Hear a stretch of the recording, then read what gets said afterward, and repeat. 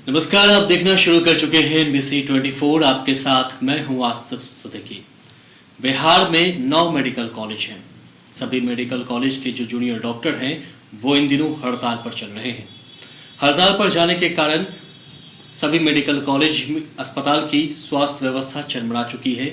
मरीज और उनके परिजन परेशान हैं।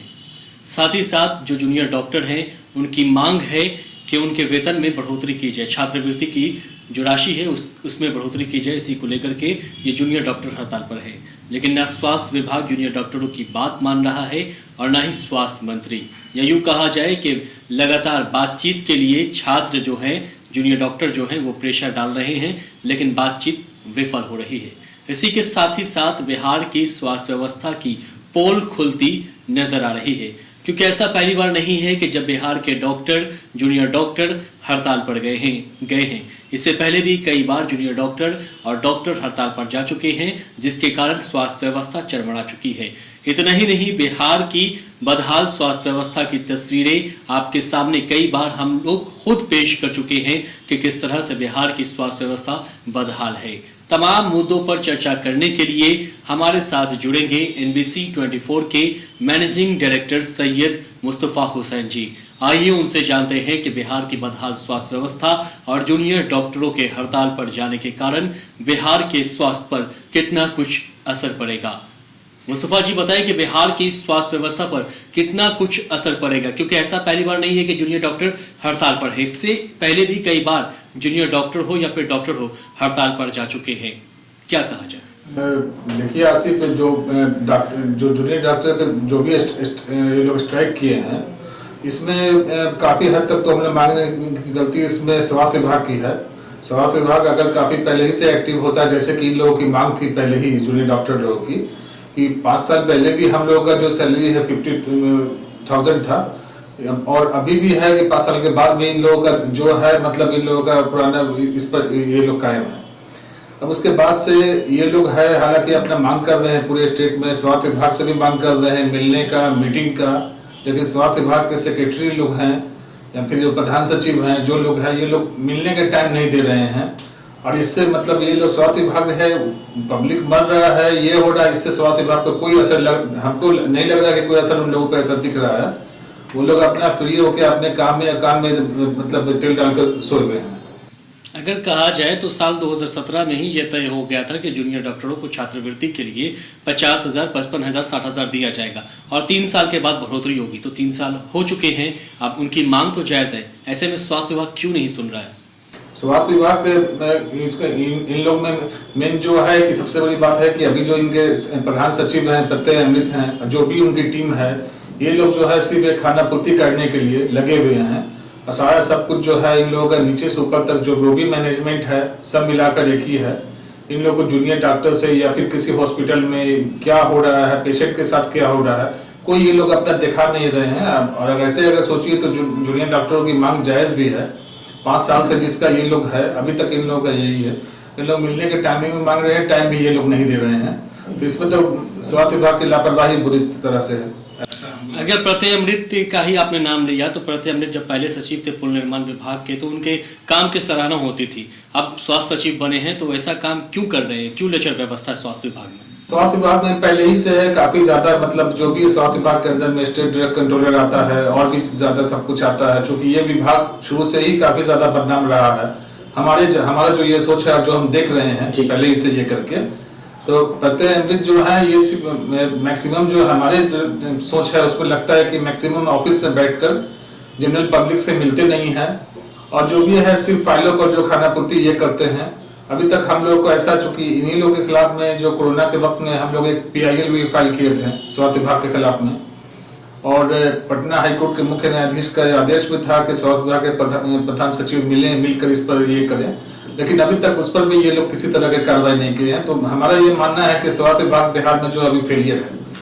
किन मुद्दों पर आप ये कह सकते हैं कि स्वास्थ्य विभाग जो है वो बदनाम रहा? क्योंकि तस्वीरें तो हम लोग खुद देखते हैं, लेकिन आपके पास कुछ एविडेंस भी, आप कैसे कह सकते हैं कि स्वास्थ्य विभाग बदनाम है बिहार का? सबसे बड़ी बात है कि इनके अंडर में आता है स्वास्थ्य विभाग के स्टेट ड्रग कंट्रोल डिपार्टमेंट आता है, स्टेट ड्रग कंट्रोलर है, या जितने भी आपको ड्रग इंस्पेक्टर हो गए, जैसे एक डिस्ट्रिक्ट में है, अलग अलग एरिया के हैं, तो तो हर जगह, चूंकि पहले हम लोग ब्रांड प्रोटेक्शन में थे, मैनेजिंग डायरेक्टर थे, तो काफी जगह हम लोग पुलिस के हेल्प से रेड करते थे। तो काफी जगह मतलब ये है कि इन्वेस्टिगेशन के दौरान आता था कि यहाँ पे ड्रग इंस्पेक्टर की इन्वॉल्वमेंट है जी, और इसका इंफॉर्मेशन हम लोग ऊपर में देते थे। तो बाद में ये हमारे पास एक एविडेंस भी आया स्वास्थ्य विभाग के ही एक अधिकारी ने, जो मतलब हम लोगों को बताया, जिसका हमारे पास साक्ष्य भी है कि इसमें स्टेट ड्रग कंट्रोलर से लेकर सब के सब, इसमें नीचे से ऊपर तक सब लोग एक ही है, किसी का कुछ ये यहाँ होने वाला है नहीं। कब की बात है, कब की बात है? पूरा सिलसिला तरीके से बताएं कि कब आप लोग रेड मारने गए थे, कंप्लेन भी आपने किया कोरोना काल के दौरान, क्या कुछ हुआ था? ये मतलब आज से 3-4 साल पहले ये जीएम रोड में हनुमान एजेंसी है, उसके यहाँ मतलब रेड हुआ था। काफी ज्यादा नकली वैक्सीन था, कैंसर की दवा, सारा सब कुछ है, करोड़ों का नकली पकड़ाया था, रैपर था, सब कुछ मशीनरी सारा सब कुछ था। उसके बाद से उस पर FIR हुआ, सब कुछ हुआ, सीज कर दिया गया पूरा गोडाउन उनका। अब उसके बाद से वो आदमी फिर स्वास्थ्य विभाग के अधिकारी को नीचे से लेकर ऊपर तक को मिलाते हुए फिर से वो दोबारा लाइसेंस ले लिया। लाइसेंस लेने के बाद से उसका केस भी वापस ले लिया गया, और नकली दवा का जो काम है, जो ड्रग इंस्पेक्टर हैं पटना के, GM रोड के या हर जगह के हैं, खुलेआम नकली दवा का अभी भी कारोबार हो रहा है।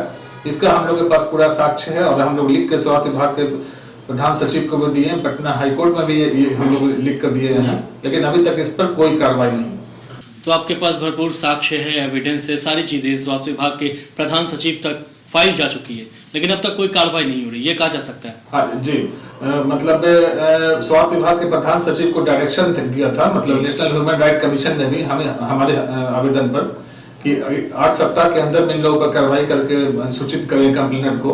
वो भी अभी तक ये प्रत्यय अमृत के पास फाइल दबा हुआ है। पटना हाईकोर्ट का भी आदेश था कि आप जो इन लोगों की मांग है, मतलब कोरोना काल में जो नकली वैक्सीन ये सब हो रहा है, जो मेडिसिन के ब्लैक मार्केटिंग कर रहे हैं, जिसका हम लोग के पास एविडेंस भी है, वो भी फाइल अभी तक स्वास्थ्य विभाग के अधिकारी लोग दबाए हुए हैं।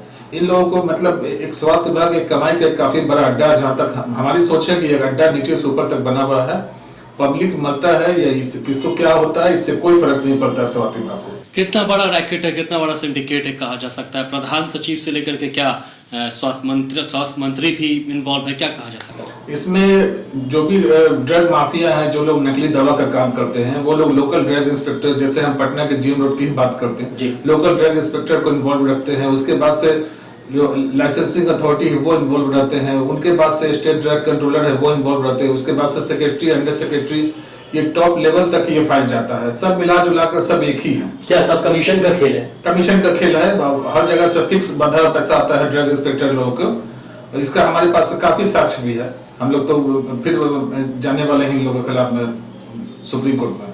अगर अभी की बात की जाए तो अभी जूनियर डॉक्टर हड़ताल पर है, उनके हड़ताल पर जाने के कारण मरीज परेशान है, लेकिन स्वास्थ्य विभाग अगला कदम क्यों नहीं बढ़ा रहा? क्यों जूनियर डॉक्टरों की बातों को क्यों नहीं माना चाह रहा? स्वास्थ्य विभाग में अभी के वक्त में क्या है कि ये लोग सिर्फ अपना देख रहे हैं, अपना जो हो जाए, कहीं से मतलब इन लोगों को जनरल पब्लिक के जान से या इससे कोई मतलब नहीं है। जहां तक हमारा ये सोच है, सिर्फ इन लोग अपना फायदा देखते हैं जिसमें ये फायदा है। उसके अलावा अभी जो टीम है ये स्वास्थ्य विभाग के, ये लोग लगता है कि जैसे झुकना या बात करना किसी से अपना बेइज्जती समझती है, किसी से भी मिलना, तो इसीलिए ये लोग ऐसा कर रहे हैं। तो इसमें तो स्वास्थ्य विभाग की पूरी तरह से लापरवाही है। तो क्या उस स्वास्थ्य विभाग को उन लोगों की चिंता नहीं है जो मरीज उनके अस्पताल में आ रहे हैं इलाज कराने के लिए? क्या सभी मरीज अब प्राइवेट अस्पताल चल जाएं? हर कोई तो एफर्ट नहीं कर पाता ना।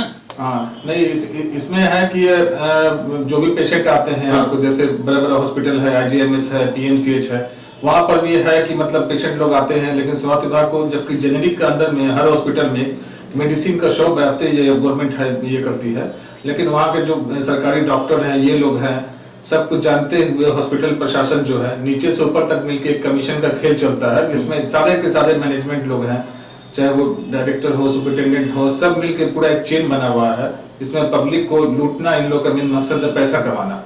मुस्तफा जी, तो ये कहा जा सकता है कि जो मरीज वहाँ इलाज कराने आते हैं, उन मरीजों की चिंता स्वास्थ्य विभाग को नहीं है, न ही डॉक्टरों को है, क्योंकि उनका फोकस जो होता है कि सभी मरीज को प्राइवेट अस्पतालों में भेज दिया जाए, क्योंकि कई ऐसे डॉक्टर हैं जिनका प्राइवेट अस्पताल भी है, और यही कारण है कि जूनियर डॉक्टरों के हड़ताल से उन लोगों को कोई फर्क पड़ता हुआ नहीं दिख रहा है। क्या ये कहा जा सकता है? जी जी, मतलब काफी ऐसे डॉक्टर हैं जो अपना भी क्लिनिक खोले हुए हैं, अपना भी हॉस्पिटल है, और PMC की बात करें और काफी जगह की बात करें तो अपना सब कुछ वहाँ पे टेस्ट है, अल्ट्रासाउंड मशीन है, सब कुछ है, लेकिन तो भी वहाँ पर ये ऐसा सिस्टम बना दिया गया है कि प्राइवेट में बोला जाता है कि वहाँ पर जाके कीजिए, वहाँ के दलाल सक्रिय रहते हैं। पीएमसीएच में, आईजीएमएस में या एनएमसीएच में हर जगह तो यही एक खेल हो रहा है। स्वास्थ्य विभाग सारा खेल जानता है, सब कुछ पता है, लेकिन जानते बुझते हुए ये समझिए कि एकदम स्थिर स्वास्थ्य मंत्री ये सब कुछ जानते हैं, स्वास्थ्य मंत्री भी जानते हैं, हम लोग को हाँ।